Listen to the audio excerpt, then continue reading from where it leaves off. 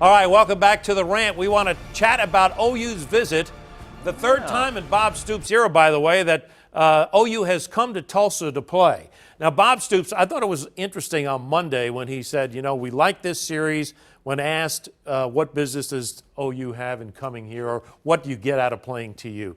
And I thought it may have been a politically correct response, but I also think he thought he added something to it that most coaches wouldn't, by saying, you know, we root for TU when they're not playing us, which I thought was kind of neat. Yeah, you don't classy. usually you don't really hear coach. And to me, that tells me that OU will be willing to come back here again for a 2-for-1 because they've done it twice already, so why not do it again? Bob Stoops didn't seem particularly annoyed by having to come over here. Absolutely not. Having moved here in 2008, I was surprised to see that this will be just the 5th trip to Tulsa in 70 years for OU. I didn't realize it had been that infrequent. It makes sense, absolutely, to play a 2-for-1 with these guys. Well, it's a short road trip. Yep. It's going to be half crimson and cream. Right. It's sort of a home game for OU, too. Yep.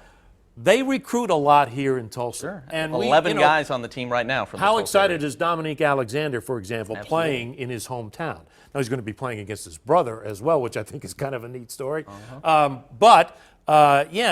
don't see anything wrong with OU coming here. And for those that think, well, you know, OU doesn't get anything at it, you know, it's a lose-lose proposition. I disagree. I think from a standpoint of publicity, it's good. Why not come here? Folks in Oklahoma City, let me tell you, there are OU fans in Tulsa as well. Mm-hmm. It's not just a Western Oklahoma thing, being an OU fan. There are several thousands, maybe hundreds of thousands of OU fans in the Tulsa area. Can I steal one of your talking points? I've heard you say this before. There's just something really fun about a big game, top 5 team, big game in our town. Yes. For one, out there, I know people don't consider this, and nor should they, but every game's a road game for us for the most part, if it's OU or OSU. We're going 2 hours to Norman or an hour and a half to Stillwater, and then if they're on the road, we got to go even further. To be able to just roll out of bed at 8 a.m. and, you know, quickly take a shower and then head on down to Chapman Stadium, I'm fired up for this. Let me tell you something, folks. I know we have a great job, and we get to cover games for a living. That's awesome. But an 11 o'clock game in Tulsa is a heck of a lot better than an 11 o'clock game in Norman. That beats my 18-hour day in Arlington last week. I can promise you. It does get a little tiring. I don't care what anybody says. It doesn't matter when you leave Norman after a game, whether it be 1 hour after the game, 2 hours after the game, or 4 hours after the game. There's still traffic on I-35 going north to try to get home. That's right. Now, we were delighted to see what Tulsa did in the opener against Tulane. That was a huge game. It just felt make or break with regard to not the team itself necessarily, but just the morale outside the program.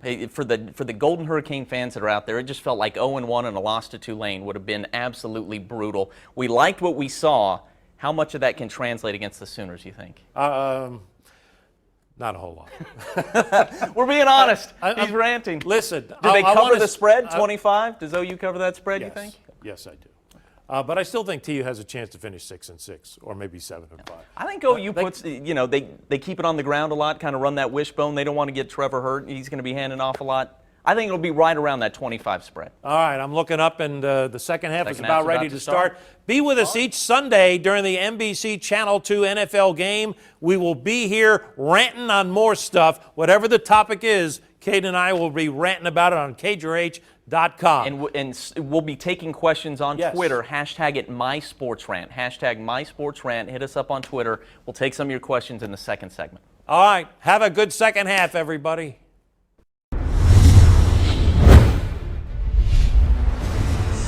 Big Al's Rant with Cayden McFarland, powered by Jack Kissy Ford.